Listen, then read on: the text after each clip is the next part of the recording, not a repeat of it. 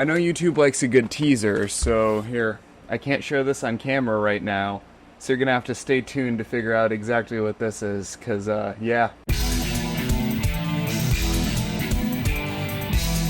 A couple weeks ago, I put out a poll in the community tab asking what you guys would want to see. Since we're in between Fortnite festival seasons right now, I can't really make a wrap-up if the season is still ongoing. It's bad enough that I recorded a few days before the season ends, so I have it in time for the next season. And one of the options I put in was a tour of my rhythm game peripherals, specifically my Guitar Hero and Rock Band guitars. And you guys, overwhelmingly voted for that. Now, this isn't going to be a comprehensive list of every single rhythm game peripheral that I own, because that video would be multiple hours long. So I'm not including any drums, I'm not including any microphones, nor am I including any duplicates, because I do have a ton of duplicate guitars. This is only focusing on my Guitar Hero, Rock Band guitars, and at the end of the video, I'll be showing off all of my custom guitars. So yeah, let's get started. Now, I can't start here, because my very first guitar is behind glass, so let me meet you over at the display cabinet. This has my complete in-box original Guitar Hero 1. It's kind of a trophy piece for me. It's not particularly valuable or rare. You can find these pretty easily, but this was the first way I experienced Guitar Hero, was playing the original game on the PS2 with the black SG. So I really like having sort of like a dedicated trophy inside of my display cabinet. It's the biggest piece I have, just showing off this is where it all started, and this is where my history with Guitar Hero started as well. Of course, after Guitar Hero 1 came Guitar Hero 2, and I think this is my original SG from my childhood, but it might be my girlfriend's. I sort of acquired a lot of her guitars because these things do take up a fair amount of space that she doesn't really have room for, so a lot of them are sitting in my closet. Up until a couple years ago, you could walk into any Goodwill in the country and pick up 5 of these things for $1. Of course, the SG wasn't the only guitar for Guitar Hero 2, there was also the Xplorer. Hot take. I don't like this guitar that much. It's not terrible. I'll take it over the Guitar Hero Live guitar, which we'll get to. But yeah, the square frets feel okay. The strum bar feels good, but it overstrums like crazy. Every single Xplorer I've ever owned, which I currently own 2, I used to own 4, every single one overstrummed. And I don't think they were heavily played. I just think that the Xplorer was not really built super well compared to some of the ones before and after it. It would actually make sense if I actually held it up to the camera so you could see what I'm talking about, as opposed to holding it down by my waist.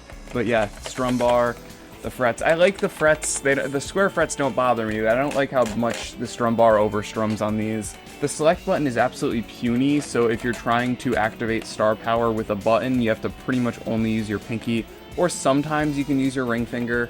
But the tilt on this sucks. All of my tilts broke on my Explorers. This one works, but you basically have to crank it up 190 degrees. It's not comfortable.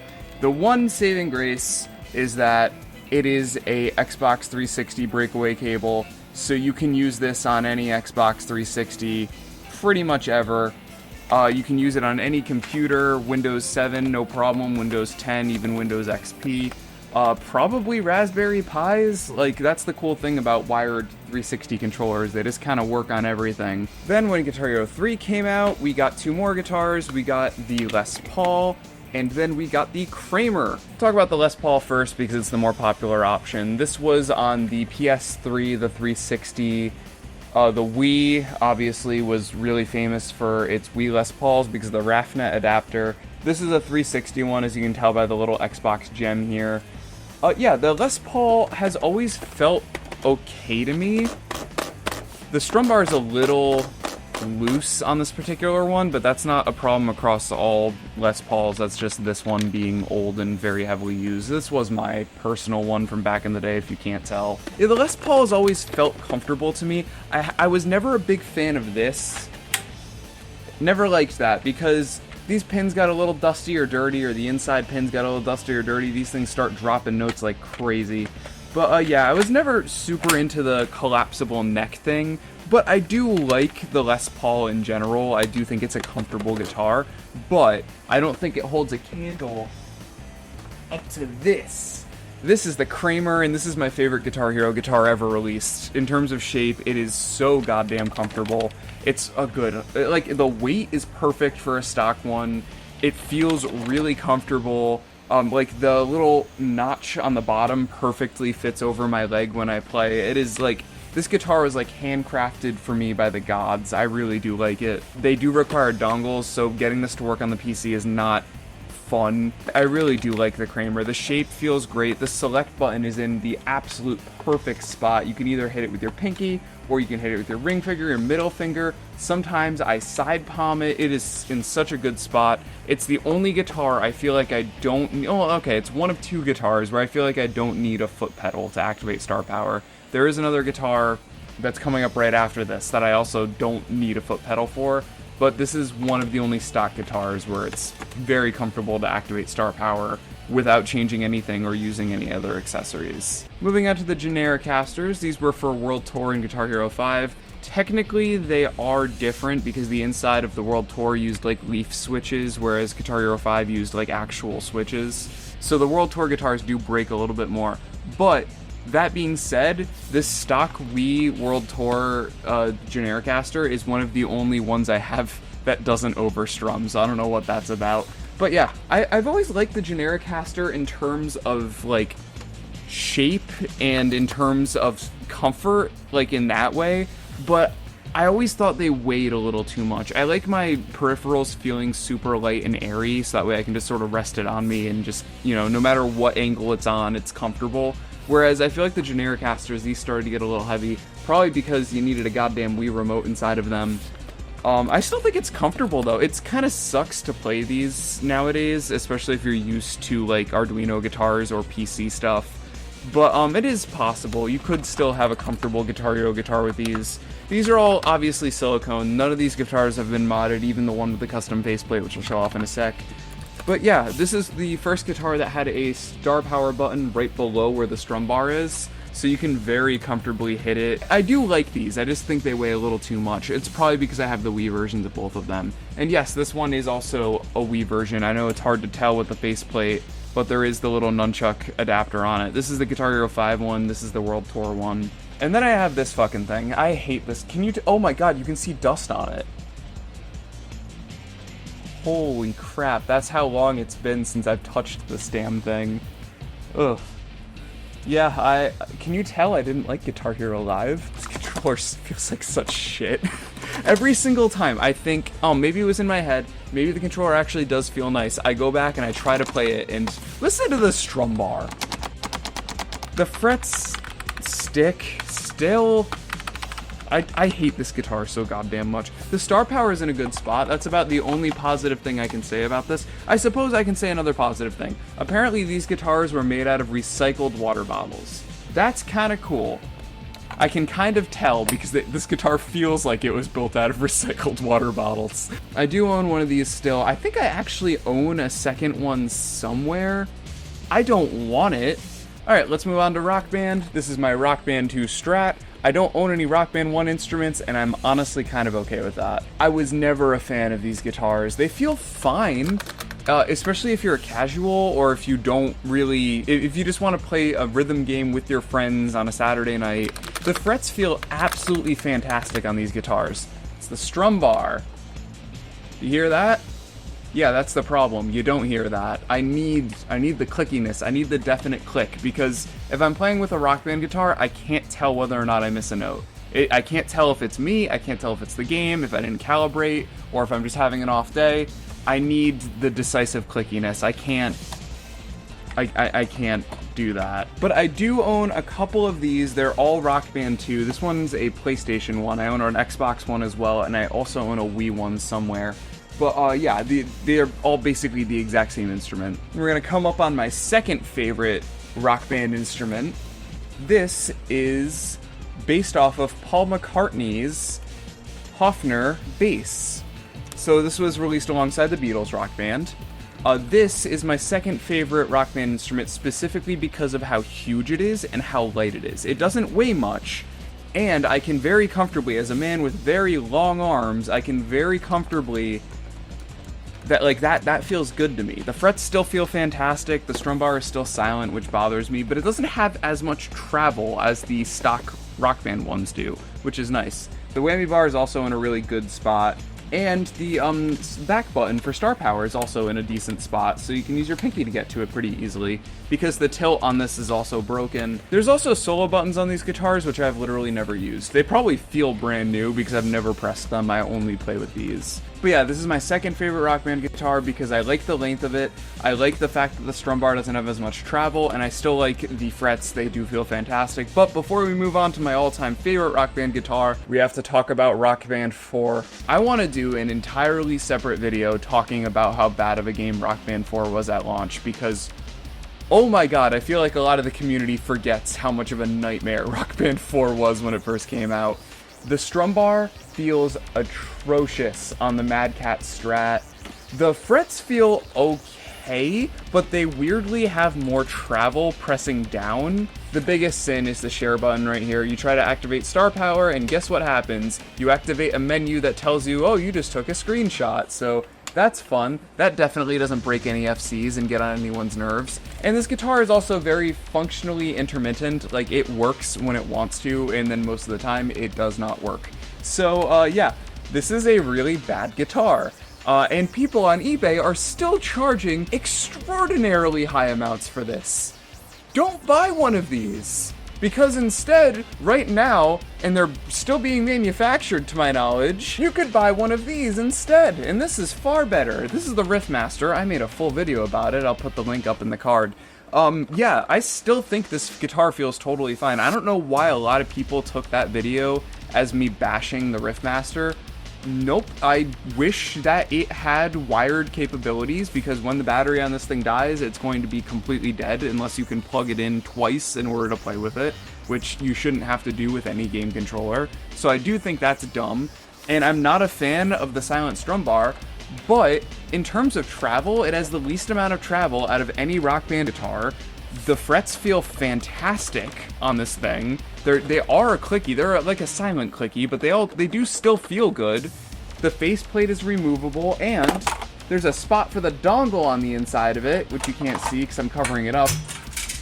There goes my pre-order bonus. But yeah, you'll never lose the dongle if you stick it inside of here. So like, yeah, honestly, if you can't get your hands on a better guitar and you only have a set budget and you only play on console, this is not a bad option, especially if you aren't competitive. If you just want to play casually, this is a really good option.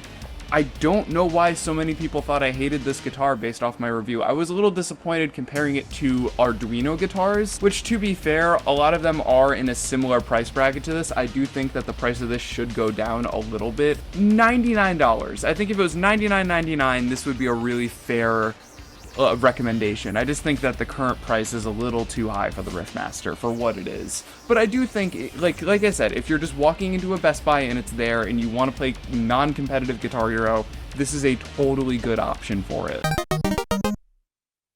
So you may notice that the lighting and my outfit has changed slightly. That's because I kinda lost power after recording the Rock Band section, so it's now the next day. I'm professional, I'm good at this. Anyway, circling back to the intro, I have to show you this abomination.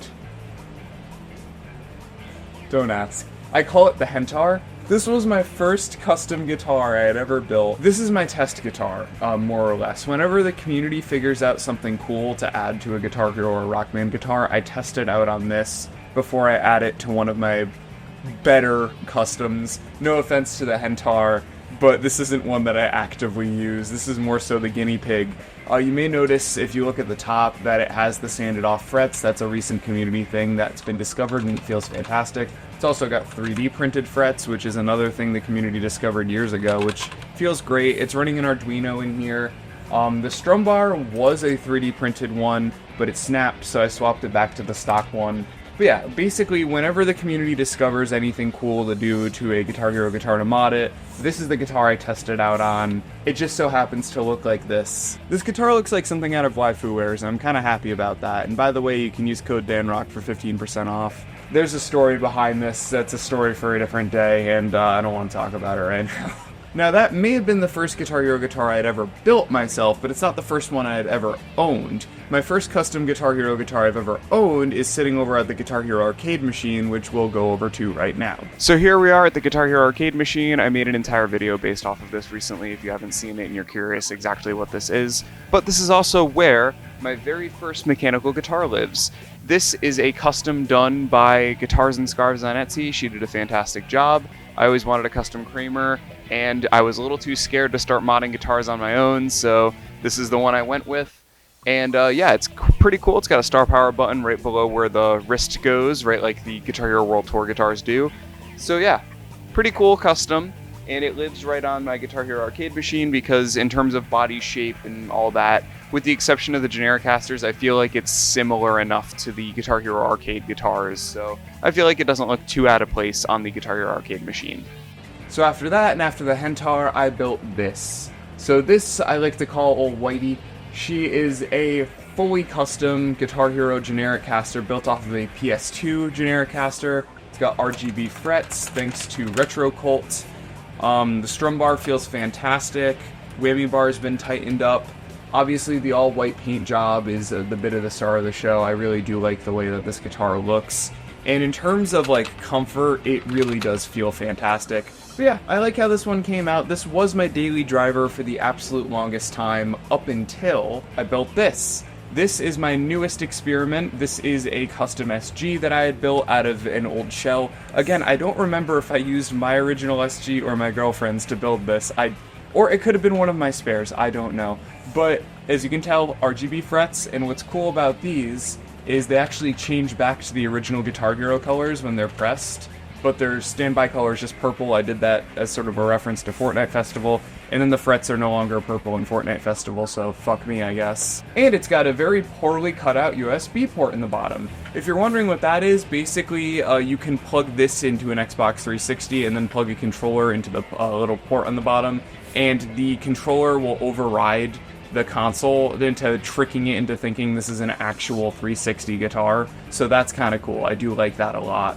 But yeah, this has been my newest baby. This has been my daily driver when I've been playing recently. I've been using this for Fortnite Festival. The only thing that doesn't work on it is I think I put in the whammy pins backwards. So I think negative is in positive and positive is in negative. The only one that I know is for sure correct is ground. So the whammy bar doesn't quite work. I do have to open this thing back up and fix it. But yeah, paint job's custom, as per most of my custom guitars, and I really do like the way that this looks. And then for shits and giggles, here's a wireless Flying V. This was one of the GameStop branded ones from back in the day. You can actually see on the back of the guitar, it still says wireless guitar for PS2. And this thing is also Arduino modded. It still uses silicone, so it doesn't feel as good. But yeah, it's fully Arduino modded. This thing sucks. This is such an uncomfortable guitar to play, but I had an extra Retro Cult board. I wanted to do it. So yeah, let's figure we'll end the video off on a stupid, shitty note with this awful thing. And that was my entire Guitar Hero and Rock Band guitar collection, minus duplicates. I do have drums and mics I could do a separate video on, but that's it only if you guys want to see that. But yeah, thanks for sticking around and watching it. I know this one was a little bit longer than usual. Until next time, guys, peace out and take care.